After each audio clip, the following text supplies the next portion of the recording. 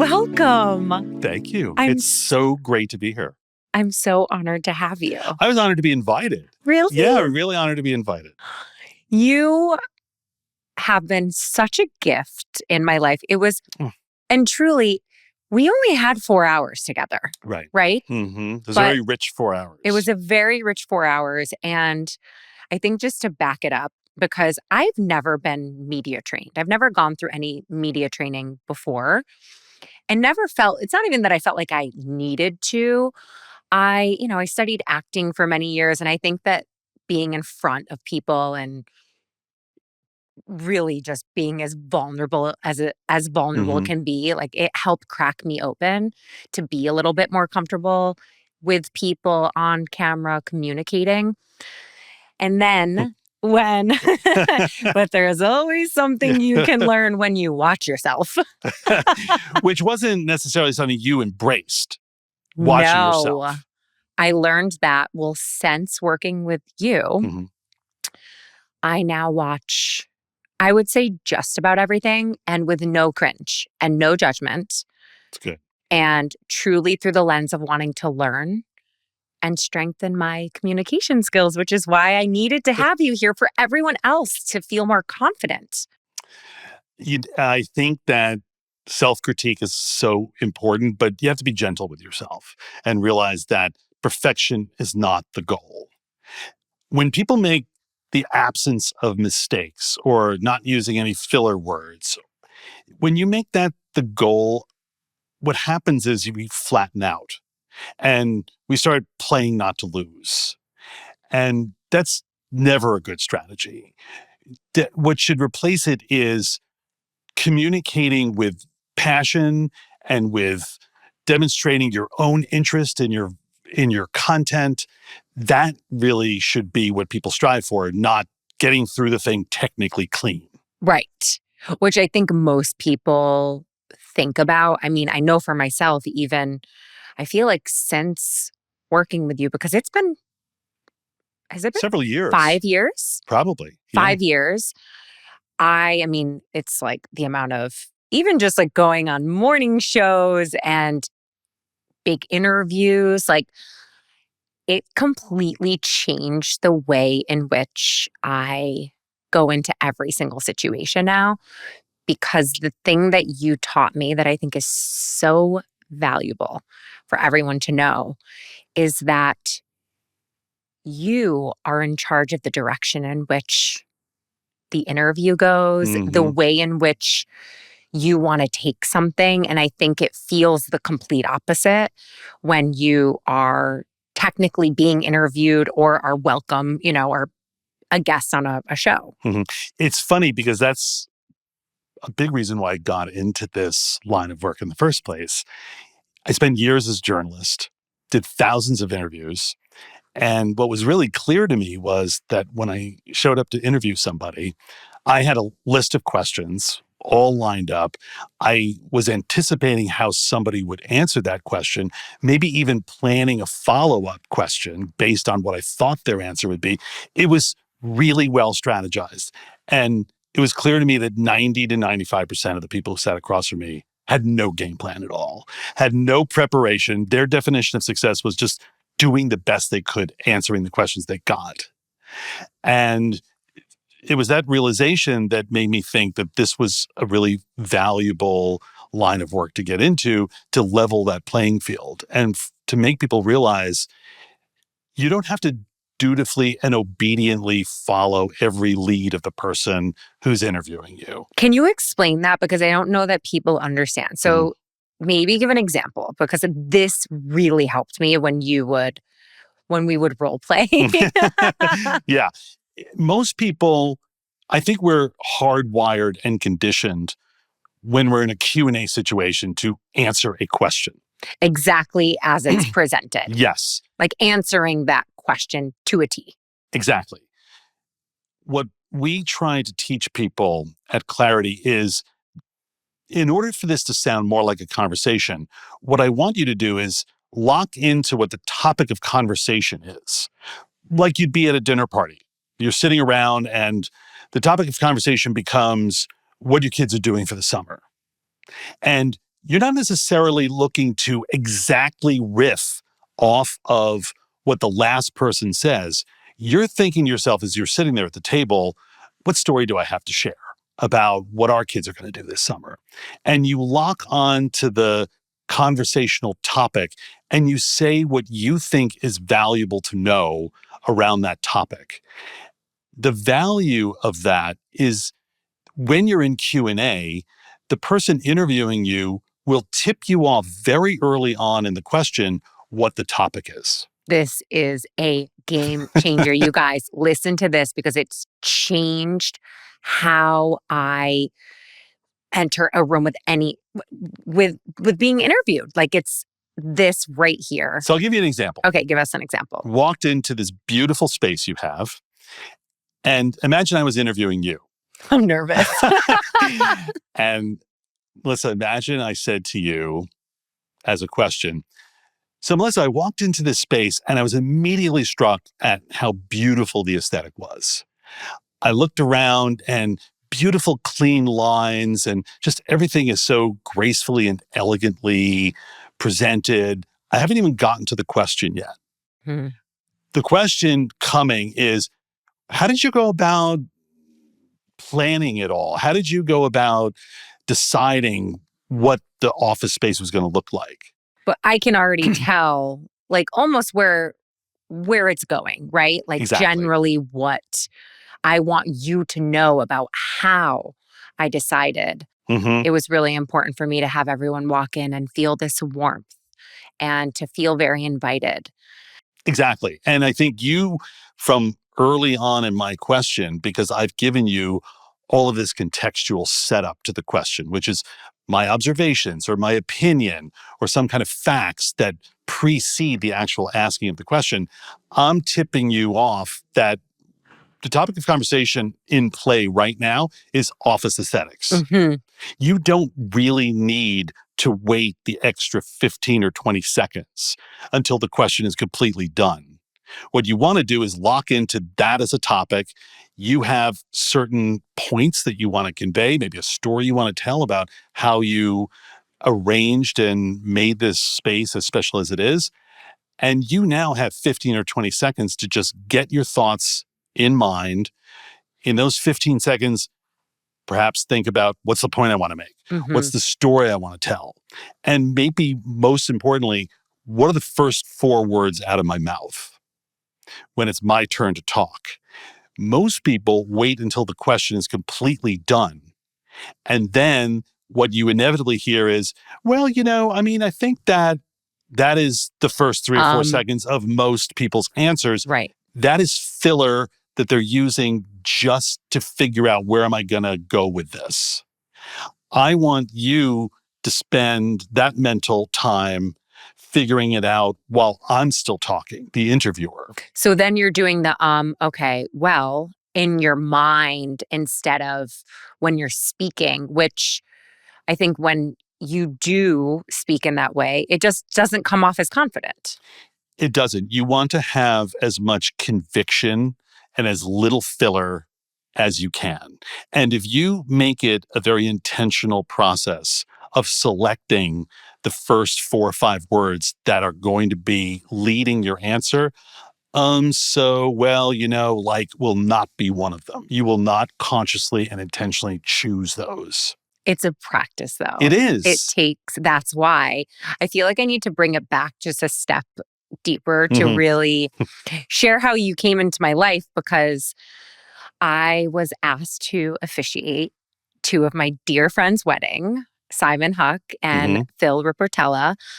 And it was such a monumental moment for me. And I was just like so honored, first of all, to even be asked. I called them and I was like, are you sure that you want me to do this? Was I option 2? Because I will not be option 2. If I was option 2, true story. But the more I sat with that, I'm like, this is an honor of a lifetime to be able to do this for 2 people I love. And I knew immediately I wanted to take this on like it was my full-time job. I wanted it to be the most just like magnificent moment for them. Mhm. This wasn't about necessarily me being magnificent, but I wanted to share their story in a way that it deserved to be told. Well, also, you excelling in that performance is a gift to them. It's Right. part of what's going to make their memory exceptional.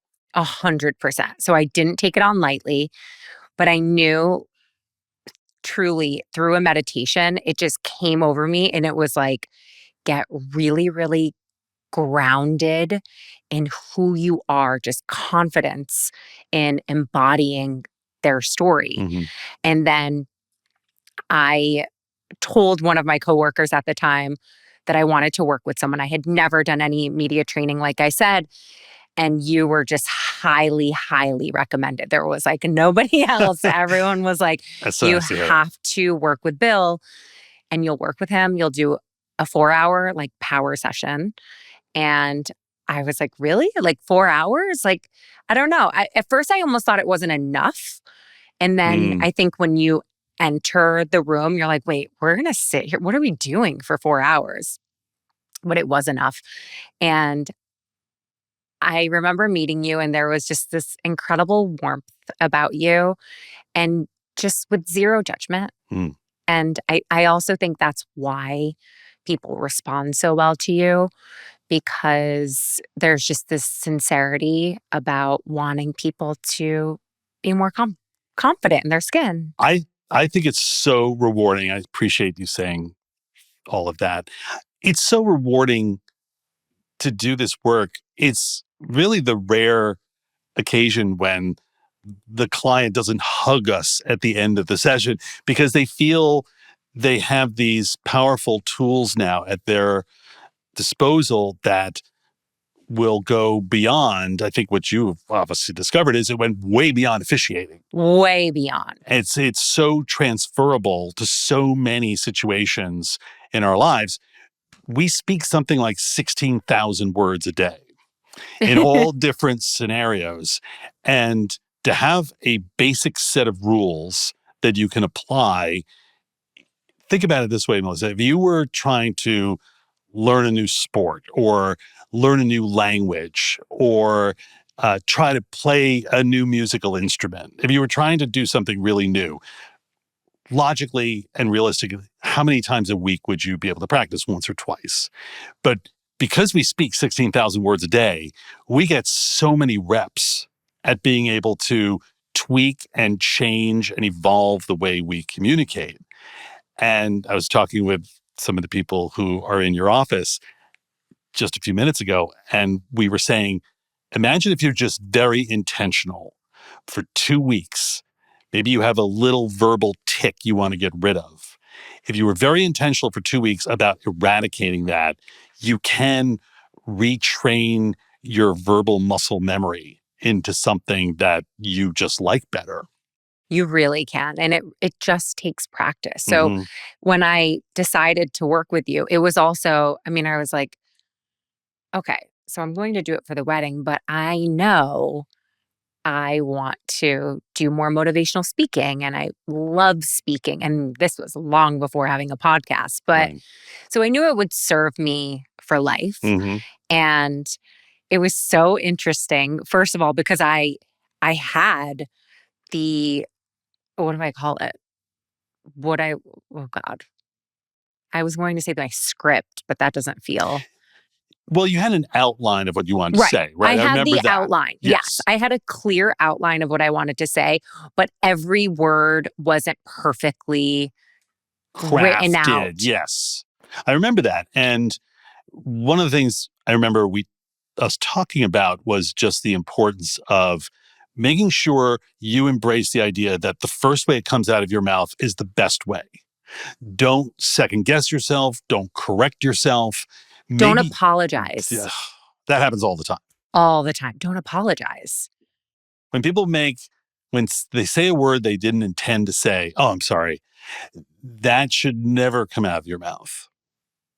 And if you start communicating a little bit differently than how you plan to communicate, just roll with it and see if you can still make it work instead of stopping, correcting yourself, backing up, restarting. Okay. So if you fumble over a word or you say the wrong word, Yeah. just carry on. Just carry on. Don't correct Say it yourself. on the heels of that the way you intended, but make it seem like an addendum, not a correction. Okay. So let's say I wanted to say to you, eradicating a verbal tic has everything to do with being intentional. But I said the word practical instead, and it wasn't how I wanted to communicate. I wouldn't say good communication hinges on being intentional. I wouldn't flag people listening that was not how I intended to say it. I'd say good communication hinges on being practical. It hinges on being intentional. You make it sound like an addition, not a correction. Ooh, that's such a good So one. just let it fly. Just Don't correct. right. Let it flow too. Mhm. I spoke in front of you. I think you had me read it 3 Yeah. times. And there were so many little things that you helped me tweak, but it was also this presence that you pointed out that almost just right, like standing tall, Mhm. shoulders back, Mhm. eye contact, Mhm. and not just sitting there like reading and then looking like with a deer in headlights. Like those were the things that I feel like just opened up the room. That's great.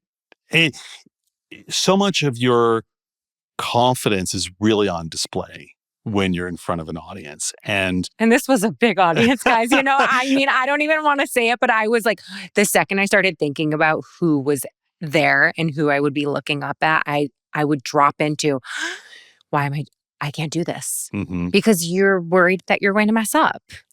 And yet, I think before you got up to do that, you had transformed your mental outlook to, I've got this. I've got this. I meditated 3 times before. I practiced it in front of my team, Mhm. in front of my husband, in front of my friends. The morning of, I read it 3 times, not to, almost overdo it, but I needed to embody this. I needed to feel like it was flowing out of my soul, not that I was reading it on paper. And it is unbelievable what happened. This is really crucial for anybody who is about to do a job interview or is going to give a toast at a party or a wedding. I'm sure we've all been at weddings where you think, did you even practice this? I mean, it's just wandering all over the place, pointless. And it's difficult to sit through those and listen to them. You sort of feel You sorry. feel bad Yeah, for you the feel bad for the person. person. Or a presentation at work or leading a meeting, whatever it may be. The more you know the first minute or two, the first 60 to 90 seconds, know those cold. It allows you to get out of the starting blocks clean. You get a little momentum behind you. And usually the nerves go away after a couple minutes when you realize, hey, I'm off to a pretty good start here. Did you find that? I can't even tell you what happened to me. No, it was an out of body experience. Hmm. It was truly one of the most like profound, but it was enlightening. Like I can't even explain. I was so calm. I was so grounded. Hmm. I did not say I was nervous to anyone. Hmm. I Well, first of all, I was with Simon and Phil even earlier that day, and I felt like I was also carrying the energy for them. Like if I was like, "Oh God, guys, like I'm so," like that's not helpful for them. So I was like, I am going to be a rock. And I Hmm. felt that way. I felt like I was a rock. And I remember right before going out for the ceremony, I had these essential oils and I like Hmm. took both of their hands and I rubbed us in oils. I gave them crystals and I was like, this is going to be the most magical moment of all of our life. Like, let's take it in. And I just remember walking off and Simon looks at me, he goes, you are a G. And I just remember just like, there was like this, I had a different like sway walking well, up the aisle.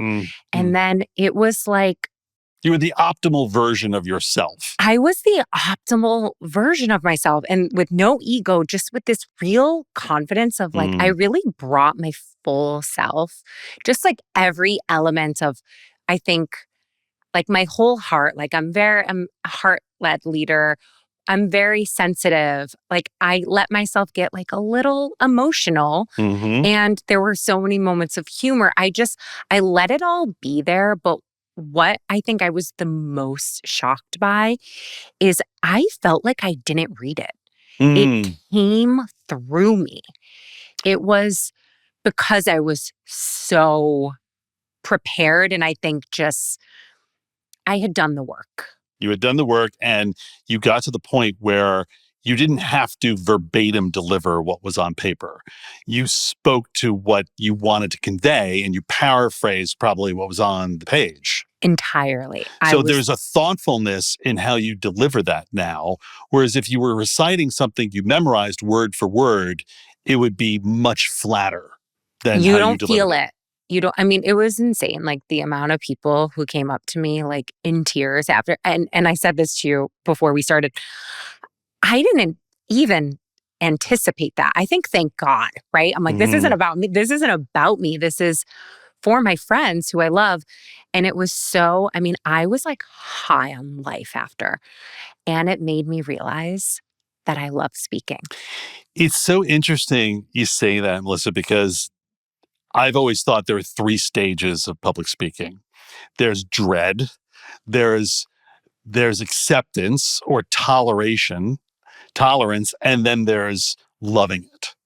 And most people we work with are somewhere between stage 1 and 2. People would rather die than public speaking. It is the number one fear. It's the number one fear. According to many people. And there is a way to get from dread to tolerance and from tolerance to enjoyment. It's hard to go from dread to enjoyment right away. You have to work your way, stage by stage. But I think one of the things that's really important is dealing with nerves, obviously. And one of the greatest cloaking device ever for nerves, there are two things. One is a smile, because when people are nervous, it's a very grim affair.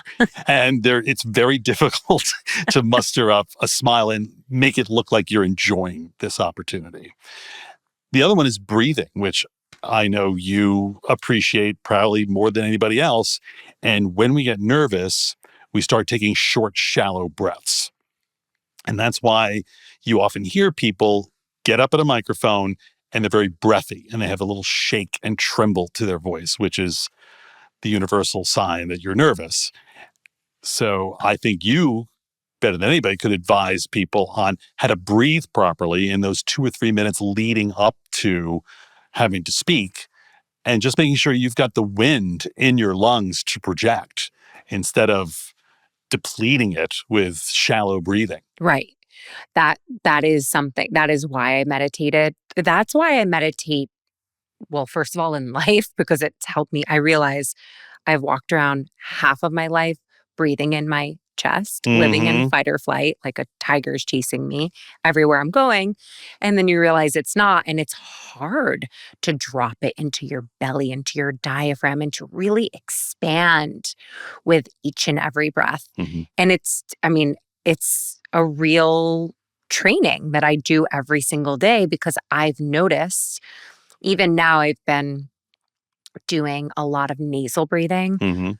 I mouth tape at night too. So it's just helped me breathe deeper, longer, fuller breaths. It actually slows your pulse, because a lot of people will tell me, I feel like my heart's about to beat out of my chest before I get up there. And that really deep breathing will slow your whole system down a little bit. I mean, you feel like you're almost like you can't do it. Yeah. Right? It's that overwhelming feeling of like, oh God, I can't, it's the worst feeling, honestly. One of the other great devices to just feel calm and in command, I find if I'm asked to speak somewhere, I love to mingle with the people who are going to be in the audience, whether it's at a breakfast or a coffee urn or whatever it may be, and just go around and have a whole series of 90-second conversations. Take the pulse of the people who are going to be in the audience, ask them, "Oh, just so great to have you here today. What would you love to hear today?" Right? If you could have me share one thing, what would it be? And not only does it help take the pulse of the room a little bit and help you with your empathy, what do these people want to know? Take it Instead of, off you. yeah, it is not about you. It's not It's about about you. them. It's about servicing and delivering something to maybe share a message that can wake other people up. Mm-hmm. And for me, that is, I'm telling you, that is why I know it was such a magical moment, because I had to not make it about me. Mm-hmm. And about my number one intention was to have the entire room flooding with love. Yeah. And I mean, it was like, when the amount of people who came up to me after, I was just like, oh my God, I feel like this is my calling. I'm meant to be doing more of things like this. It's also very freeing to get it off of you. Yes. It takes a lot of the pressure off. I also find when you have those conversations with people, you hear little stories that you can spontaneously maybe weave into what it is you're going to say. I love being able to look out into an audience and see people who I have just made a connection with. They're not suddenly now 100 strangers. There Mm. are 25 people who I feel like I've got a little bit of a connection with. And that little connection that we made makes them a more invested listener and a better audience member. They're now not going to look up at me with a zoned out look. They're going to be a really great listener. And I'll try to make eye contact with those people to bolster my confidence through the rest of the talk. I was just going to say that has changed everything for me too. I could never look people in the face before. I would glance over Mhm. them, literally like a deer in headlights, because I'm like, please, God, don't look at me, because I'm nervous. Yeah. And at the wedding, I remember vividly looking at Kris Jenner, and then I looked over here at Chrissy Teigen. But it was just like we were all there together. I was looking directly into people's Hmm. eyes, and it wasn't about, oh God. It was like, no, about, I bring it back to the intention, the love, bring like what I was there to really do. And it allows you to savor the experience so much more, to be connecting as you're talking instead of looking over the tops of people's heads, getting through it technically clean, not making any mistakes. Phew, I didn't have a disaster. It's not about that. I'd much rather people have a little stumble, a little hiccup here and there, but deliver it with this energy, which we define as your palpable enthusiasm for the value of what you're sharing with people. That's what, to us, energy is. And that's what I think makes an incredible speaker that really grabs your attention, Mm-hmm. right? Because they're not just speaking. It's this, you're like using your whole body, your spirit, your soul to deliver this message. And I tell people, you should be, if you do it right, there should be both an exhilaration and a little exhaustion from doing it, Yeah. because you have so emptied the tank of what you have to offer people that it should be a little tiring. After I do the podcast, sometimes I'm like, I'm so tired. Mm-hmm. And it's because I give so much. Plus, the skill and exercise that it takes to listen to intently and to really listen to people, Mm-hmm. it takes a lot. That's another part of this whole communication dynamic that is so important. And I've written about this before, that listening is not just waiting your turn to speak again. And I find that our ability to communicate is so enhanced by making sure the other person feels like they are being heard. And now you are communicating something that's of value based on what they just said, instead of it being a monologue that you want to deliver, and now you're just waiting for your turn. And there's not enough of that out there, I don't think. Of people actually doing that? Of people actually listening with Listening. real intent. I find that in this age we live in that is full of such multiple distractions and fragmented attention, that giving somebody your sole attention is one of the greatest gifts you can give somebody today. I couldn't agree more. Yeah. And I feel like those are the types of people, well, first of all, that I connect with the most, because there's room for connection, right? And they're not like looking around to see who else is important in the room. Yeah. That's the worst feeling, It right? is. Like, it's like, do I have something on my shoulder, or are you just looking over my shoulder? No, it's so true. Yeah. I did want to say, because I love that I feel like you did that before without even realizing it, just like connecting with my team and asking questions. It's funny because it actually did do something to me different too, where I was like, oh, wait, wow, I love that you guys are asking that question. That's so helpful to hear from their perspective of, what information they really wanted to learn from you. Yeah. Whenever I speak, I find my energy is very sensitive before. And When you say sensitive, you like, mean what? I can't talk a lot to people before. Okay. I have to be very careful who I'm around. I think because I'm about to give so much, right? Like when I did a keynote recently here in New York, there were over 500 people, and there was a shared like green room, and I just found myself being like, I actually can't converse with people before, just very little. And I ended up going upstairs just to be with myself. But I do like to walk into the room that I'm speaking. Like if you don't have an opportunity to speak to people before, just going into the room and almost like blessing the space and getting comfortable with the space always really helps me. That's crucial. Crucial. In fact, if there's an opportunity to stand at the podium, even if there's nobody in the audience, get familiar and comfortable with the surroundings, because there's enough you're contending with getting up to speak. At least you don't want that to be a strange first-time experience. I agree. Yeah. Like getting up in there, get familiar. But you do want to be around people of good energy before you go out there. Right. And it's easy to get sapped of that if you have the wrong encounter.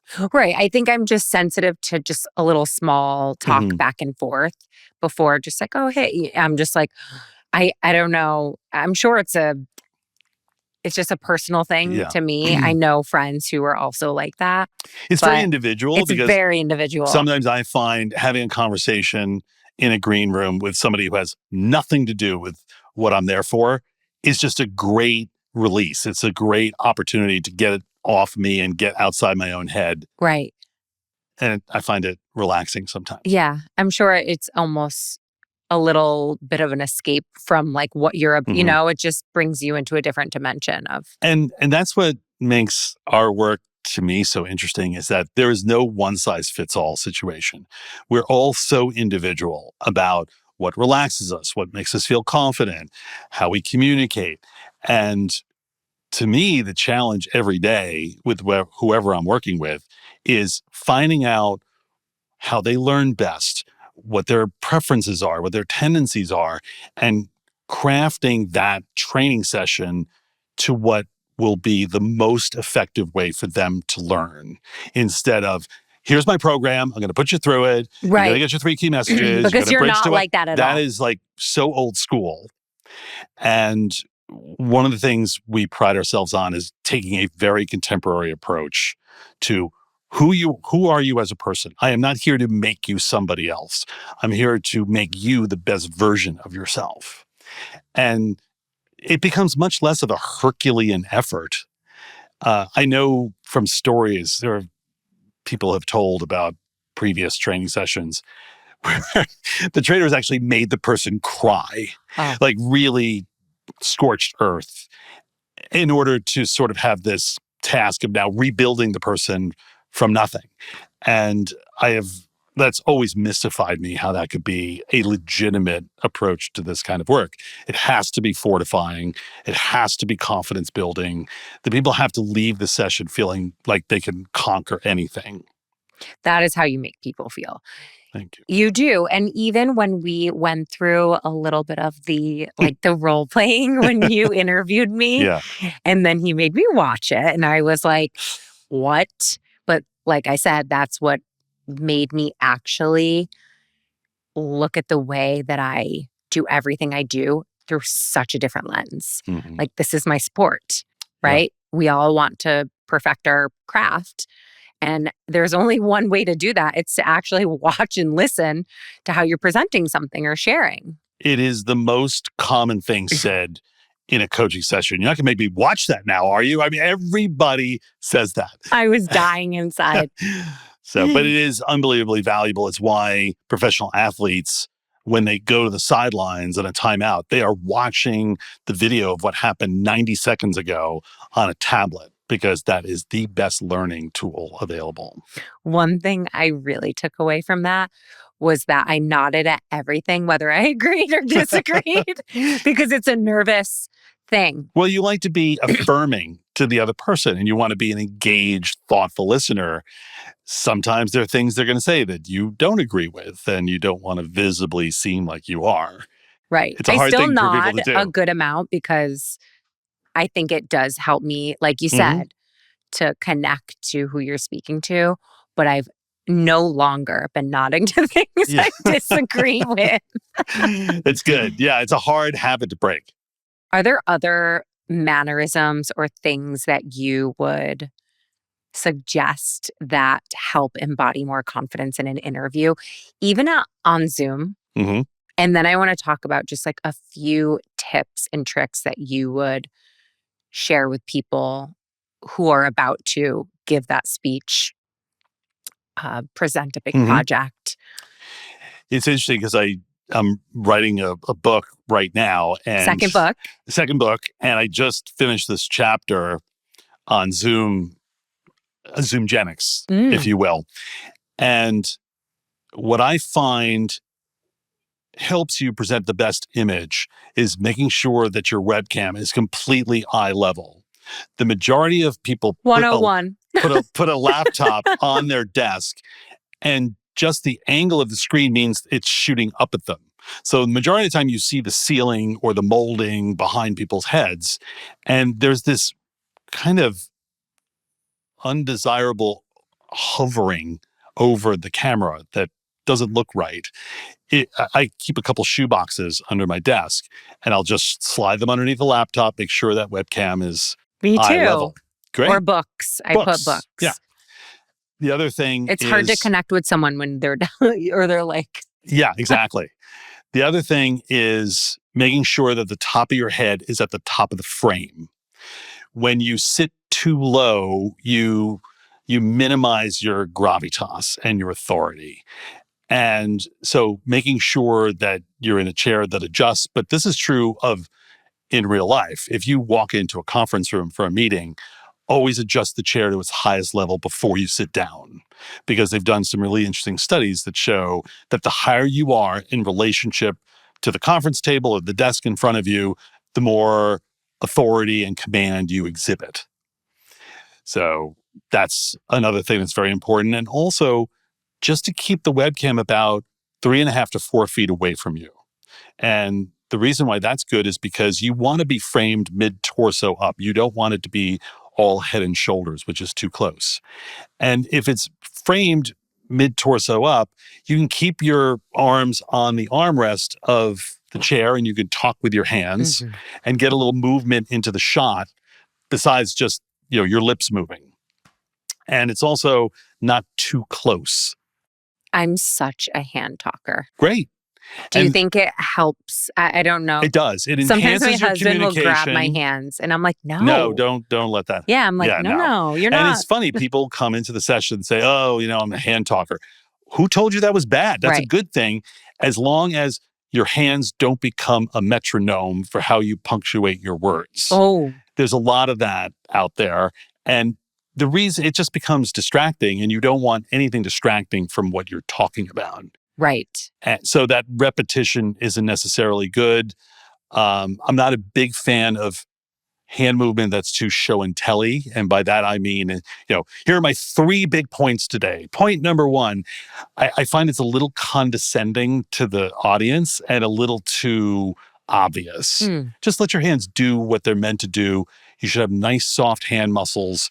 They should come together in a resting position right above your belt buckle, not in your pockets, not behind your back, not draped at your sides. You want to be able to use them and have a short distance to rest them. That's a great tip. Try to stand with your weight forward on the balls of your feet. Careful of that. Because when your weight is back on your heels, a lot of people start swaying and rocking and moving around in place, and it can look very fidgety. If you feel little pressure in your toes standing, you'll strike a much more commanding presence.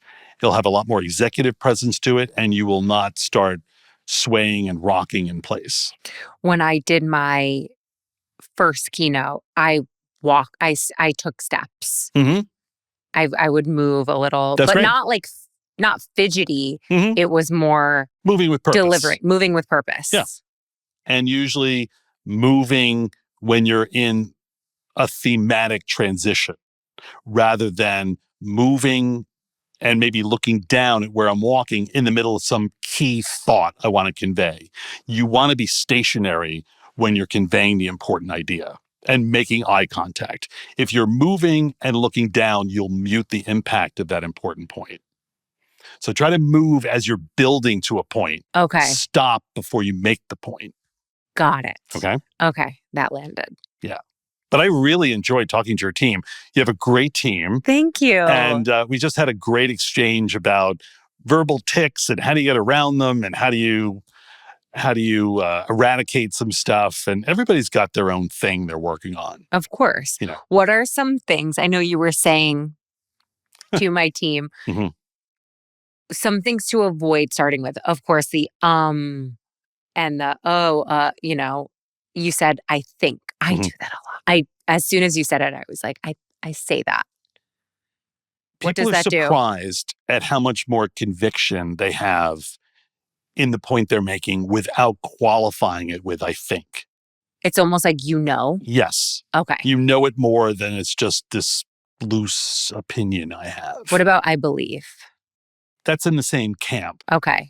Occasionally it's okay, but when it starts to preface everything that you're conveying, then I think it's detrimental. How would you start a sentence if you were trying to share something of your beliefs? Mm-hmm. You would try to mentally leapfrog over that qualifying beginning. So let's say we walked into the studio and instead of saying, I think what I really want to do is ultimately give the people who follow you some good tips. I'd say, what I want to accomplish today is providing some tips that are really useful. The difference is profound. Yes, it does. It puts you a little bit more in a light of conviction. And I just stopped myself from saying I think. Just before it got out of my mouth. Right. The key elements in communication, having conviction in your ideas, speaking in a memorable way, trying to leave people with something that lasts, being clear, being simple, being concise. These are a lot of the cornerstones of good communication that we are always trying to impart with people. And I love when people are real. Yes. Like I love, just like bringing that humanness to whatever it is. It's just so much more engaging and endearing to connect to. And we as human beings have sharp antennae, and we can spot when somebody's not being genuine. In 2 seconds. Rings out really loud. Two seconds. Yeah. Okay. This one is, I feel like we did a little bit of this role playing when I was with you, but I would say that I have found myself in this position when you're in an interview, Mhm. that's getting uncomfortable. Mm. And you're feeling attacked Mm. and you want to run, but you're proud and you don't want to, but you're kind of dying inside. Like, what do you recommend? One thing people should never do if the person interviewing you has a negative presumption in the question, don't give additional life to that negativity. Don't, in your answer, repeat the negative language that has been presented to you. It'd be much better for you to say, it's so interesting. I see it in a totally different light, and do it with a bright demeanor. Oftentimes, when we feel like we're under attack, we grimace, we tighten, we get tense, we sound defensive. Oftentimes, I'll tell people if they're going into a potentially confrontational interview, the more accusatory the question is, the brighter I want your demeanor. Oh, that's good. It's very hard to do it. It's really hard to do it when it like strikes a chord. Mm-hmm. Or you could say to the person, I'm so glad you brought this up because I think that's a fundamental misunderstanding of what we do. Ooh, Let me tell you what we actually do. that's great. It's almost like you played right into my hands with that question, coming Been up with this waiting. false narrative that now I'm going to, in a nice way, tell you how wrong it is. And people just want to be validated, typically in conversations. You could also say, it's not the first time that has been presented. And oftentimes what I tell people when who really want to understand how it is, and then you say your part. Okay. But it's hard not to get defensive. When we're attacked, we want to sort of protect ourselves, and Yes. we get hardened. We get hardened. And then, like, you don't feel good about that after. No, you don't. No, you don't. What if, like, how do you feel about, like, exiting an interview? You mean taking the mic off and Literally walking piecing out? out. Well, I will tell you that all you're doing is playing into the hands of the media people who are doing the interview. Right. Hey, we got to walk out. Right. That's probably what they'll say. It's dramatic. They'll put it in promos. They'll milk it for everything it's worth. And it's hard to sit there and navigate it. But I've often heard praise for people who sat there, answered every question, didn't try to flee, and still presented their opinions and their side of the story with conviction. Right. Oh, this is so good. This is so helpful. And it's just a constant practice. I find that there's so much media out there that when we coach someone, I'll often tell them, every time you watch an interview on television, it's an opportunity to reinforce what we've been talking about. For instance, you're watching one of the cable news networks and you see somebody being interviewed. Now, what I want you to do is be able to deconstruct that interview and analyze technique for technique. What is making that person good? Instead of making a general observation, wow, she's really great. I think she's doing a great job of that interview, or he needs help. Now being able to assign actual attributes or techniques that make that person good. And every time we watch somebody else be successful at something, is an opportunity for us to be influenced. Or if that person seems very much the way I am as a person, maybe I'll borrow a technique I see somebody else do. Right. There's a lot of that I think is available to us. 100%. I mean, I think about even just people I look up to and being able to watch them own the stage or the room. It leaves you feeling the confidence that they have on stage. Mm-hmm. It's like, oh, I can do that too. It's about like really owning it, Mhm. like embodying your voice. And I think through just repetition of learning these skills and really practicing them, that can come across with anything you do. I feel like a lot of people ask me like when it comes to social media, like, how do you get comfortable Mhm. talking to the camera? Like, you're the same way you are off camera and on, which I'm like, thank you. That's the But it's best like, compliment anyone I'm could like, ever pay please, you. thank you. That is the most important thing to me because I never want it to be that I'm putting on a show. Mhm. I've always just wanted to share who I am. And I love that. I love feeling almost like every day is, That's why you're incredibly good at it, because you're not trying to be anything but you. well, I have done that and it doesn't Or work. And it's painful. Mhm. So for someone who knows they want to share something and they started a new Instagram account, I feel like there's so many people. Like, what would you recommend for those people who like know they want to do it, but they're just terrified of almost like moving through that fourth wall, is it? Mhm. Yeah. I often suggest to people, start small. Don't try to go for too big and too public a venue too quickly.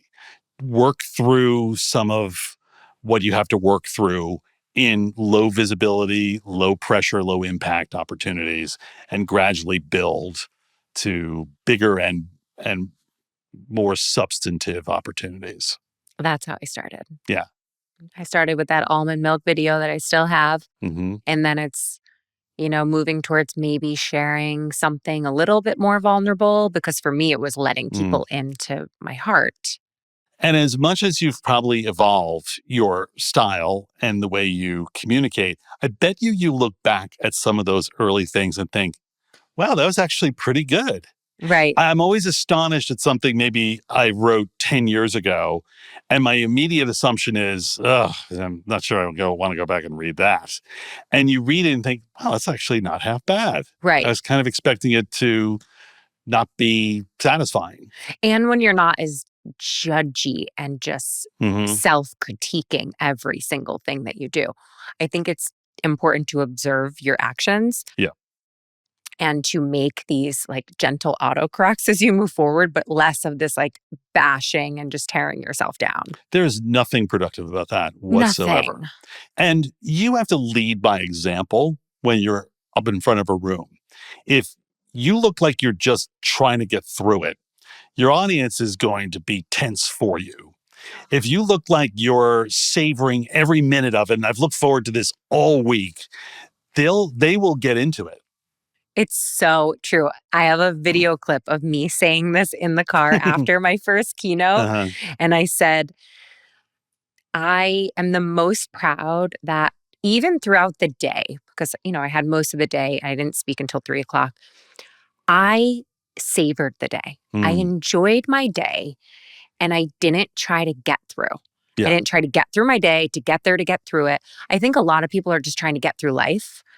And the more you can be with what's in front of you, whatever, even meetings that Hmm. it makes the ride way more enjoyable. And to just come forward with that curiosity, like, who knows, maybe something incredible could come from this Yeah. and the openness. Well, it's interesting because I've also, as a favor to friends, have coached their children on their bar mitzvah or bas Oh, mitzvah talks. I'm calling you. And inevitably, what you see from a 13-year-old, which is very natural, is they want to get through it as fast as possible. And they're going at a breakneck speed.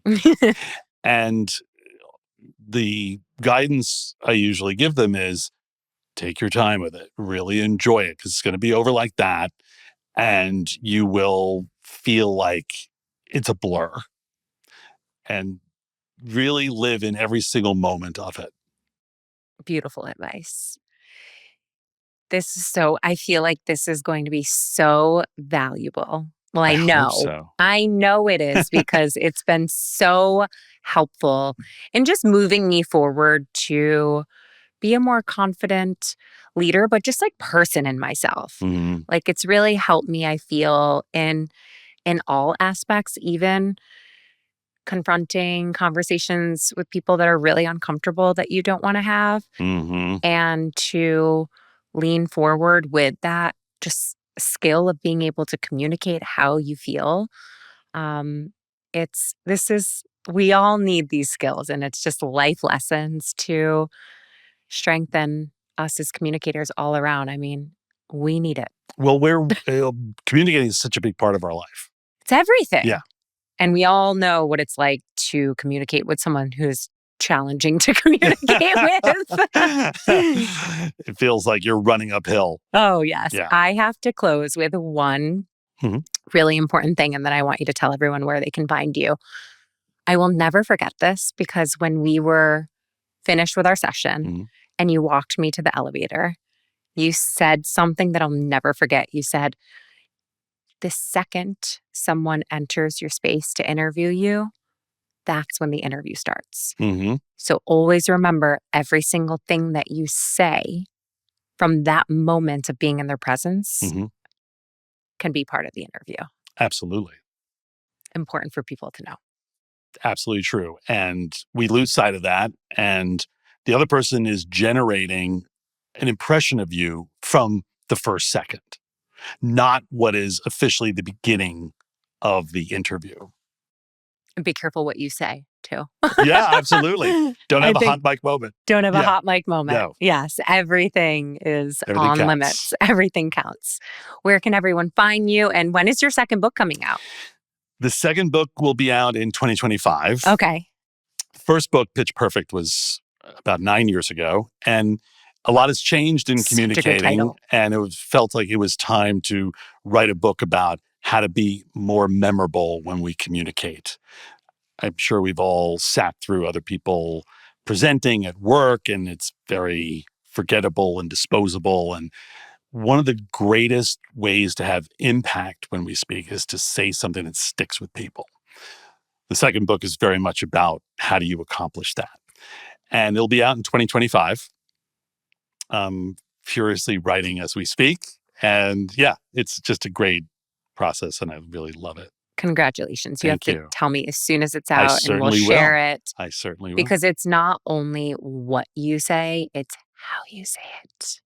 And how it's delivered. There we go with my.